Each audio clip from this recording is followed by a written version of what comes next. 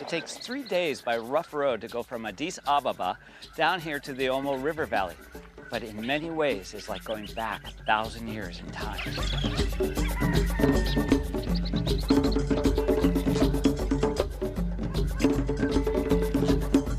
Deep in the Omo Valley, I'm Art Wolfe. Join me on Travels to the Edge.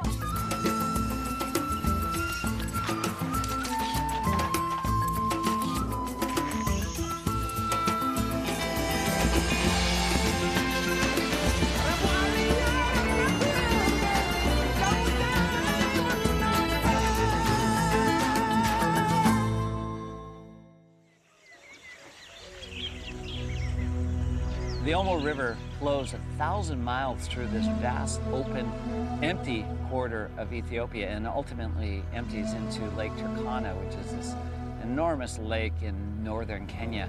And along the banks and on the mountains above the river are small pockets of distinctly different peoples. We're leaving the highlands of Addis Ababa and heading south to the lower Omo Valley. I'm looking for 3 particular tribes, the Hamar, the Karo, and the Surma, in an area so remote it wasn't even on the map 100 years ago.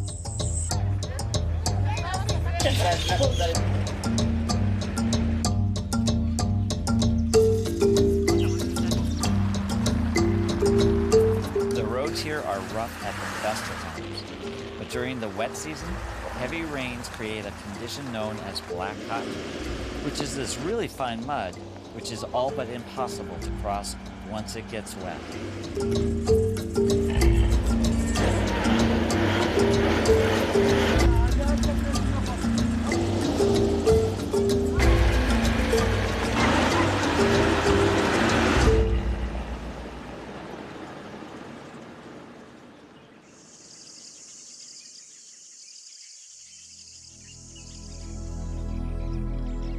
Southern Ethiopia is really timeless. It is a land that hasn't really moved forward. It's been isolated by very rugged country.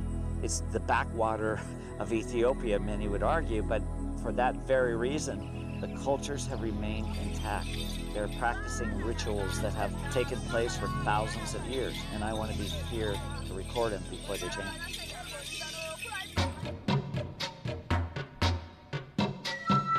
What's so great about traveling through Hamar country is you could be driving through endless miles of really arid scrublands, and suddenly on the horizon are a group of Hamar walking your way. And when you see them at first glance, it's just amazing because they got beautiful skins, incredible ornamentation of necklaces. Their hairstyle is completely coiffed with mud and oil, which is a signature item that really sets the Hamar apart.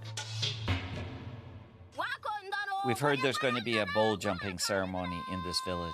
It's an ancient rite of passage for a young man entering adulthood. This is the guy who is going to jump tomorrow, you know.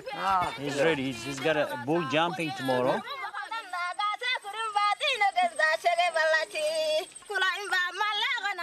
Can you hear this sing over here? Yeah. She's the sister of the jumper tomorrow. She's just declaring that my brother is brave, he can jump. It's a sort of declaring the ceremony tomorrow.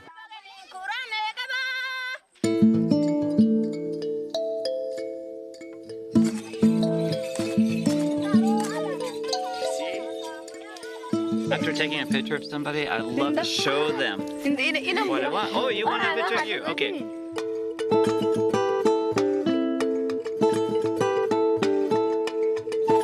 People are people, and when you can show them photos of themselves, they really respond, and it's true throughout the world.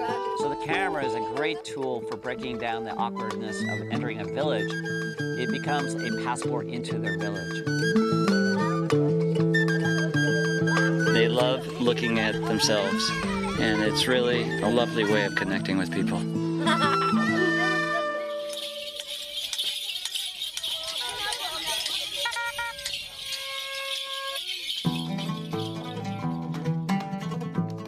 Two Hamar men are adorning themselves for this cow jumping ceremony. I put on an extension tube between my lens and my camera, which enables me to focus closer. By having the ability to move in and focus really close, it opens up a variety of new subjects. First, I shoot from a distance and I move in, and every subsequent shot, I get in tighter and tighter until I'm really highlighting the eloquent details within these Hummer men.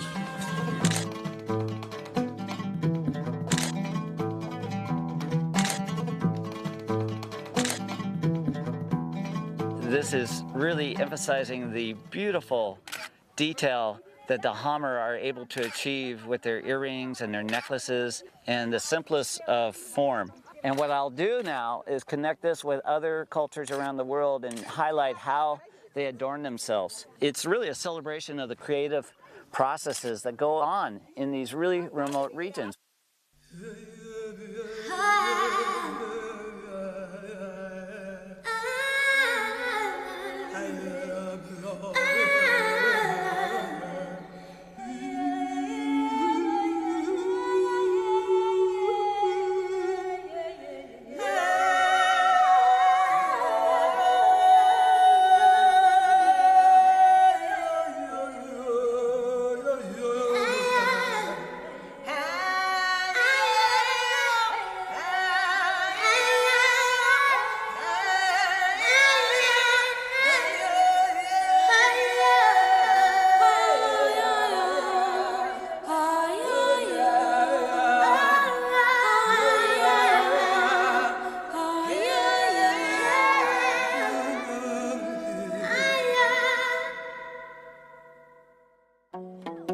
Isn't she just beautiful?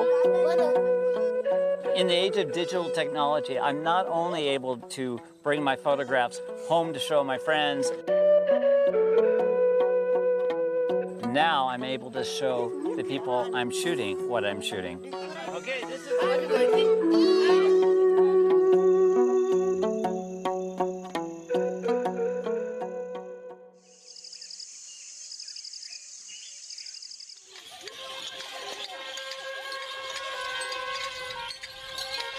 Today's the big day, the jumping of the bulls. It's noisy, it's wild, and it's chaotic.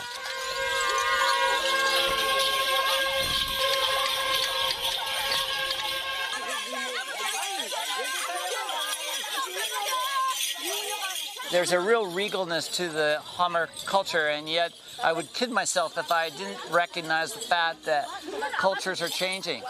I was here 10 years ago, and there were no t-shirts, there were no shorts, and now I'm shooting around that.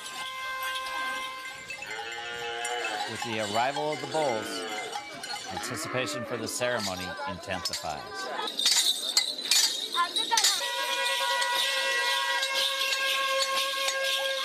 The jumper must try to compose himself amid all the chaos.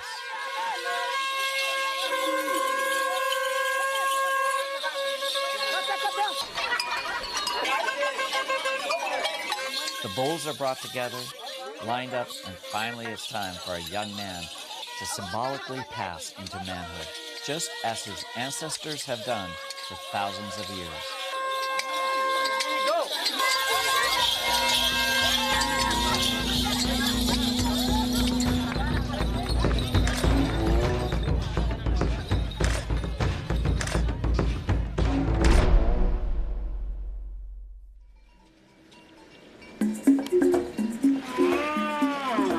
Next, we're heading west to the Omo River in search of the Karo people.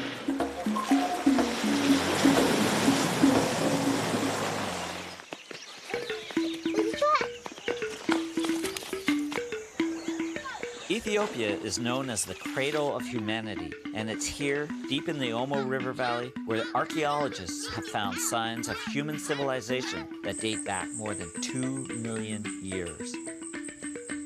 We've arrived at this Karo village at the end of the harvest season. It's been a fruitful year, and the villagers are in the mood to celebrate.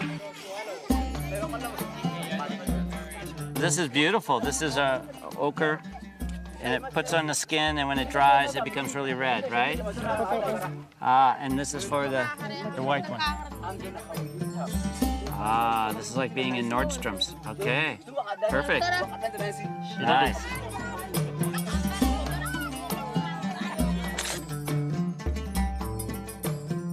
I'm not really trying to document a culture like a traditional documentarian. What I'm trying to do is find a sense of art. The magic's in the detail. I really try to pull out the essence of a culture through the abstract. And right now in front of me, there's this beautiful woman who's got a series of spots around her nose and her cheek. And I'm trying to zoom in as close as I can and just make a really simple abstract shot with the eye and the spots. Nothing more than that, nothing more complex than that.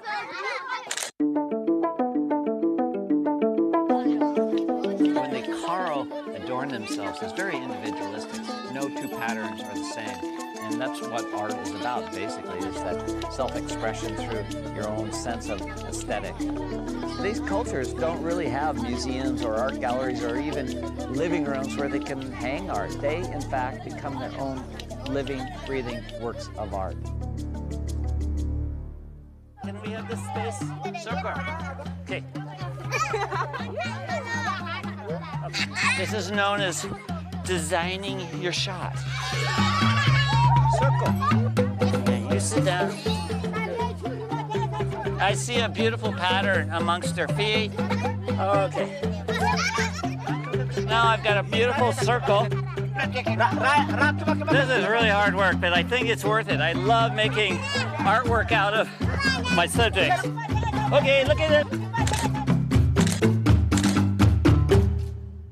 These kids are great. It's wonderful to show them a reward. Oh, yeah. Oh, it went dark. When I'm photographing these Karo, I'm trying to get them to look straight into my camera sometimes. I'm also shooting candid shots, but many times I want them to look straight into my camera and therefore straight into the viewer of my photo's eyes. So there's the connection that I feel at the moment I take the picture. It's a very, very effective way for people to feel connected to the subjects.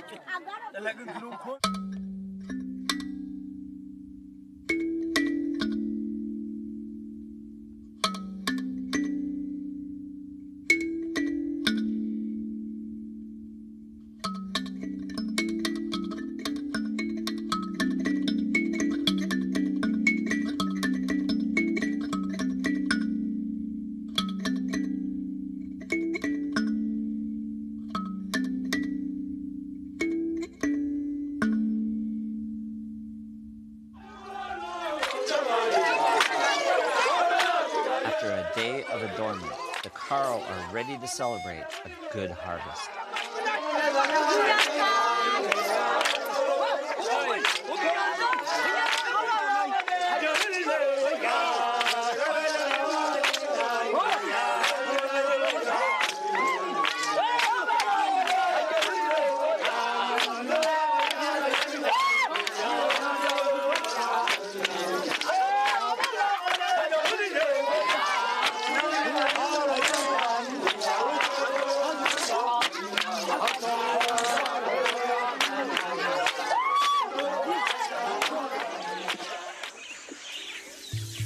Omo River Corridor is unlike any other place on Earth, with so many different cultures inhabiting a land that has changed little in thousands of years. The next leg of our journey takes us across the Omo and up into mountains virtually untouched by the modern world. This is where we hope to find the Surma, the most remote of the tribes we've come to see.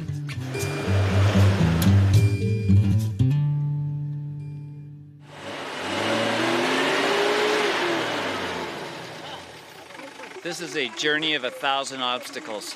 We've come out of the flat savanna of the Omo River Valley, and now we're crossing this mountain range that rises to 11,000 feet before we get to the Surma Mountains. And along the way, we've had multitude of obstacles. And right now, a huge rainforest tree has fallen across the road, which means the track goes around the tree, which means, of course, we get stuck in the mud one more time.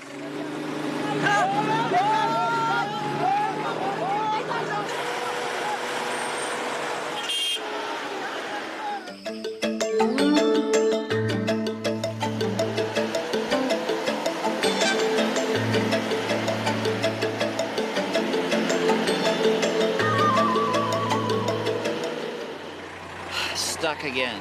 This is going to be a long day. And now we're at least in Surma country because they're everywhere. Hey, how are you?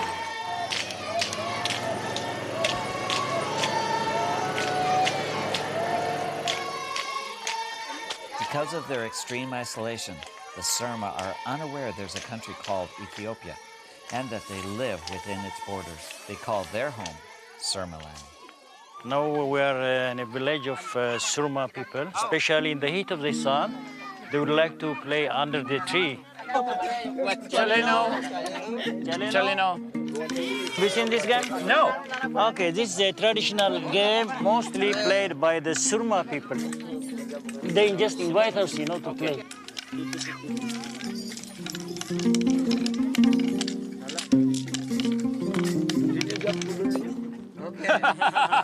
You want to abandon me as a player? Well,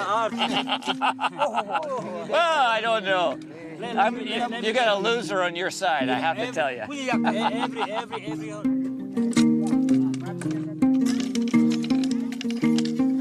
I'd rather photograph this game than play it, quite honestly. I could see having this game board on a wall at my house. It just looks like such a beautiful burnished sculpture.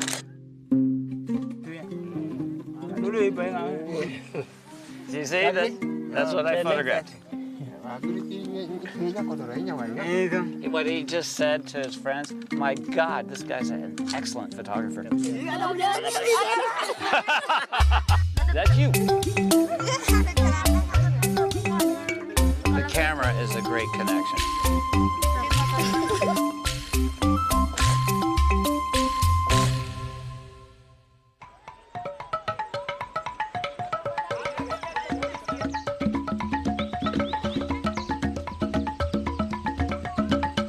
These ladies are wearing what they call lip discs or labarettes. Historically, the lip disc was placed in the young women so that when slave traders came down through the Horn of Africa and stole women out of these remote villages, they would look grotesque and therefore be passed over. But today, rather than being something that was grotesque to discourage the slave trade, it's a sign of beauty. And the larger the lip discs, the more beautiful the lady. Very nice.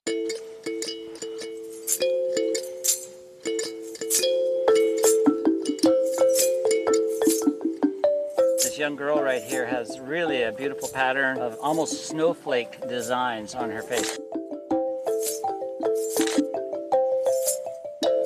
These may be, in fact, the first photographs this young lady has ever seen of herself.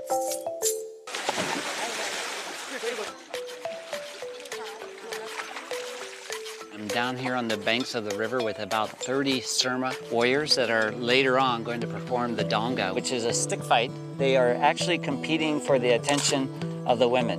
And the most elaborately adorned warrior and the strongest stick fighter will catch the attention of the women.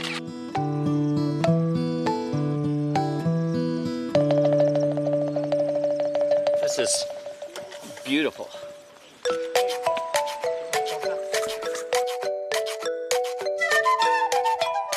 I'm going to go in for some details of the face.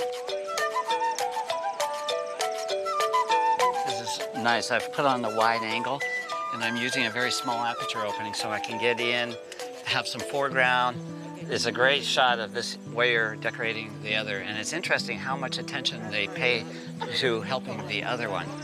And I just love getting in and photographing this detail.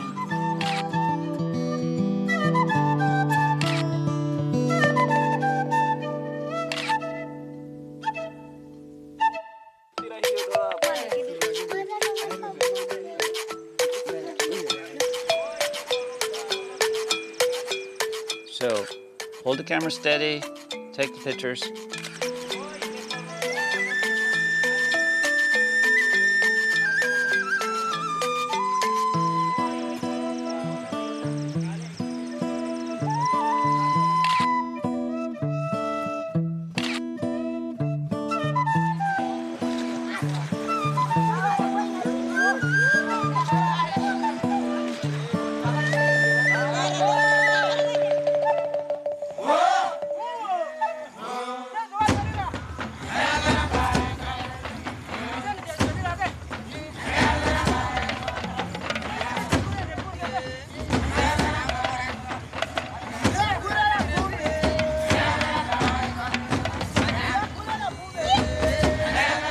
This is exciting. This is the warm-up for the Donga.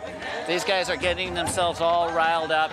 They're about to perform the Donga, which is not a dance, it's a battle.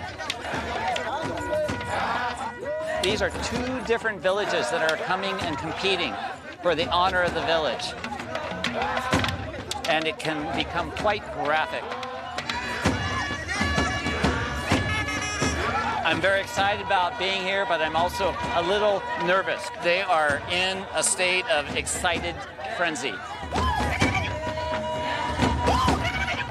What I'm trying to do is capture this Donga in the most eloquent way possible and to try to stay alive doing it. So this is a good view right from here. I'm putting the sun in my back.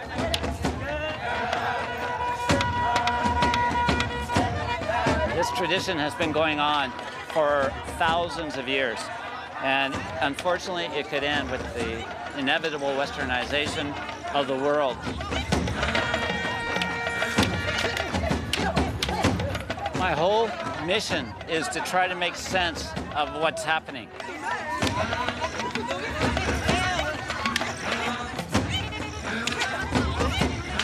I never know how this whole Donga, oh my God.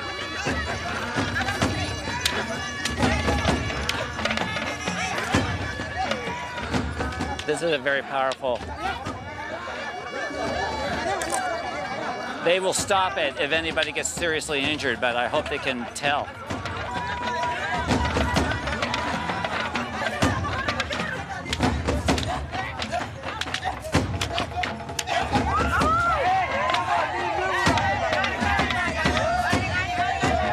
There's so much happening. The chanting is primordial, and it just lends a sense to this place. There's dust in the air, there's blood in the air. Just gives it a memory that I'll never forget. I'll never forget this moment.